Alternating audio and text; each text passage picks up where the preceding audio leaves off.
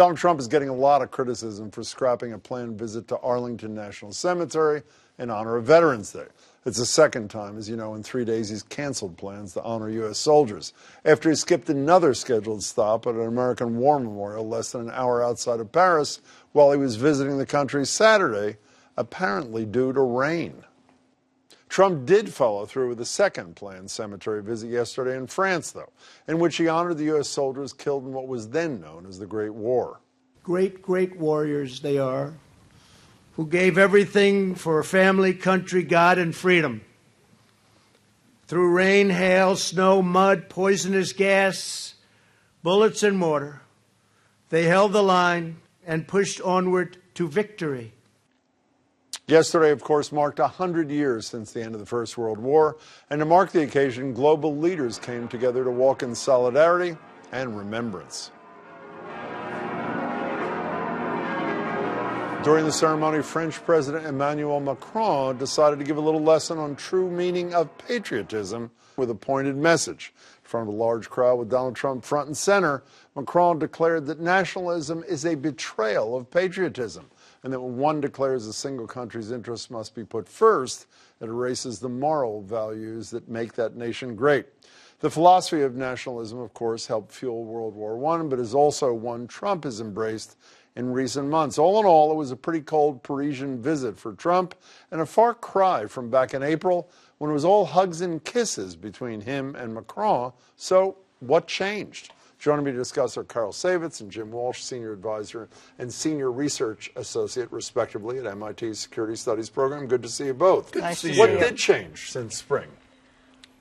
Lots, everything. I think, Trump has made it clear that he has no interest in multilateralism, that he has beaten up on all of our NATO allies. He has embarrassed every single one of them.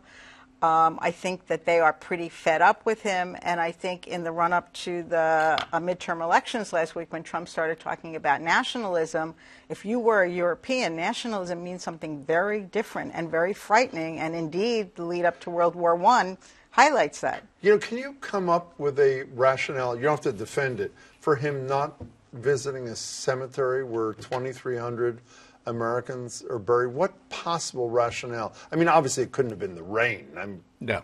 So was his hair going to get messed, as some people were concerned about? So your answer is, can I come up with a plausible rationale? Yes. And my answer is no. I mean, I just don't know. I mean, he sort of looked fed up. I mean, if you look at the pictures, and the pictures are selective, we're not seeing everything in real time, but it wasn't his sort of event. And he's with a bunch of people he doesn't like. And he wasn't the center of attention. And he wasn't the center of attention, and it was rainy, and he skipped out on the peace conference afterwards and just got out of town. I think he was just sort of fed up. Let me expand up for a second on what Carol was saying. I think some other things that have changed as far as that relationship goes is Macron had a good relationship, had put on sort of the charm offensive, and got nothing for it. Right. And since then, there have been two big developments policy-wise that have further poisoned relations. One is the Iran deal. Not just the Iran deal, but now the U.S. is at the point where it is sanctioning Europeans if they stay in the deal, number one.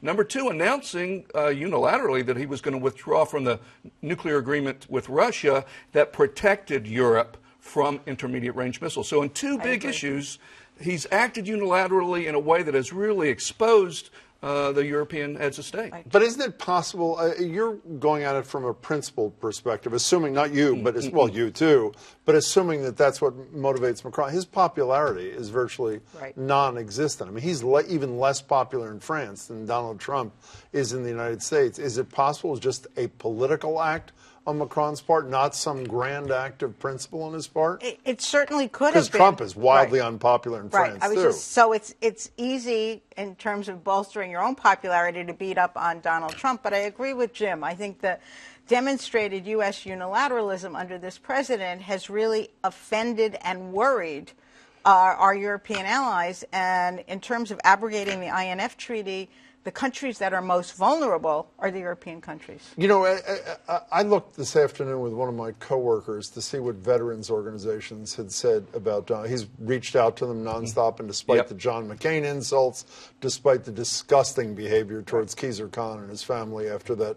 speech at the Democratic National Convention, virtual silence today, which it surprised me, but then did not. Does it surprise I mean, I can't imagine a more disrespectful act.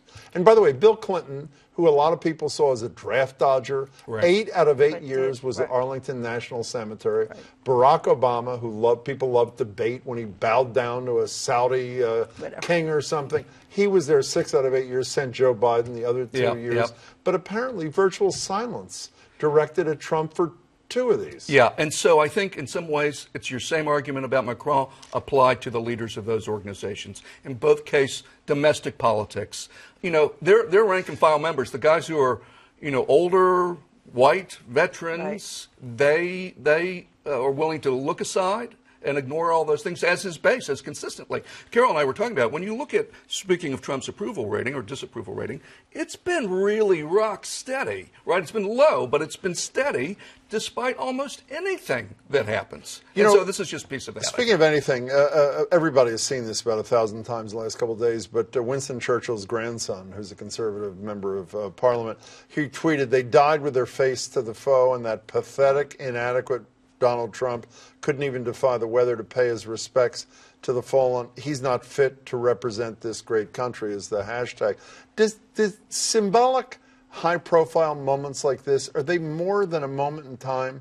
Do they affect people's perception of our country? Do you know what I mean? Yeah. Well, I think in terms of more than policy. Okay. I think that in the United States, we liberals, Massachusetts, like what Winston Churchill's grandson said, and we firmly, I mean, we're sitting here basically critical of Trump's behavior.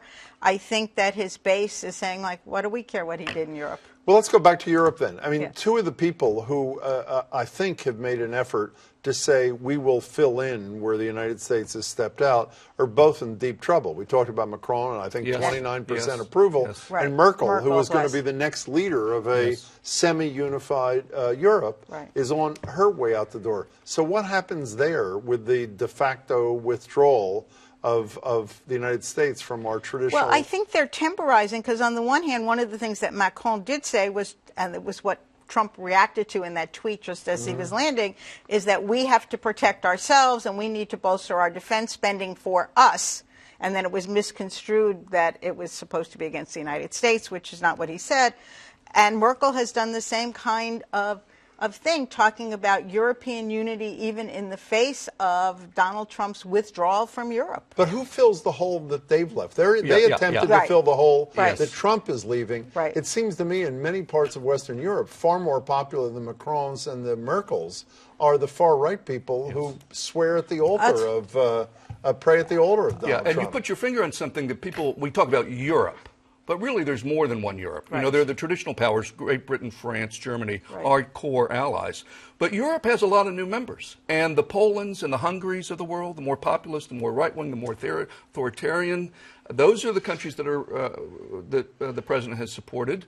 And it's those very movements that people in Germany and elsewhere fear will take hold. We only have 45 seconds left. Why should the average American watching this show, whether they love Trump or can't stand him, why should they care about this tension between us and our allies? Because I think it's ultimately dangerous for us, too. How so? I think if he burns all these bridges to all of our allies when we need help, whether it's Afghanistan or elsewhere, why would they help us after we've sort of ditched them? He hasn't visited Afghanistan either, we should say. Do you agree with that? I do. I think it's the single most important national security relationship that the United States of America has had for more than 70 years. It is appropriate that we are talking about World War I. Why do we have NATO? Why did we build the European Union? World War I, World War II, millions died. We paid a big cost, and we decided never again would we allow one country, fascist Germany or communist Russia, to try to take over the European landmass. That's a threat to us, and when we don't show leadership, the result is world wars. Good to see you both. Carol, thanks so much. Jim, be well. Good to see you. Thanks for your time. Really appreciate it.